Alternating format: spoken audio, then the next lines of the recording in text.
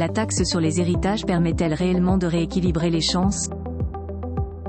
On observe que la question de l'héritage est l'un des facteurs favorisant les inégalités entre les Français. Si aujourd'hui, près de 60% des patrimoines des Français proviennent d'une succession, cette part ne représentait que 35% seulement il y a une cinquantaine d'années. Une grande disparité qui se creuse au fil des années. D'après les statistiques, près de la moitié des Français héritent d'une valeur inférieure à 70 000 €. Pourtant, les plus privilégiés peuvent recevoir plusieurs millions. Évidemment, ces écarts entraînent forcément des inégalités sociales qui ont des conséquences directes sur le dynamisme de la population.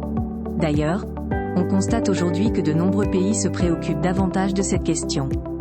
Certains d'entre eux relancent ainsi les dialogues pour trouver des solutions permettant un meilleur partage des biens issus de l'héritage en vue de rééquilibrer les chances. Pour y parvenir, il sera donc indispensable d'initier de nouvelles discussions, notamment concernant les droits de succession. En effet, ces derniers font partie des taxations les moins connues, pas uniquement en France, mais dans d'autres contrées. Cette situation s'explique en grande partie par le fait que la majorité de la population ne bénéficie pas de toutes les informations nécessaires afin de mieux comprendre les principes de ces dispositifs. Insuffisance des données concernant la succession. Une étude réalisée au mois de décembre 2021 par le Conseil d'analyse économique ou CAE a permis de découvrir que les informations qui portent sur l'héritage sont particulièrement restreintes. Ainsi, il est donc primordial de fournir des chiffres justes concernant la question. Par ailleurs, les analyses effectuées ont aussi servi à démontrer que les exonérations fiscales bénéficient avant tout aux plus gros héritages.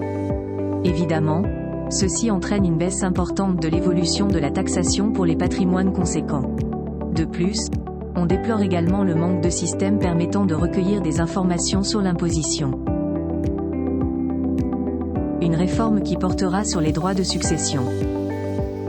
Suite à l'étude menée par la CAE, l'organisme envisage d'adopter des mesures destinées à apporter des changements en profondeur concernant l'imposition des héritages et qui se baseront sur plusieurs points.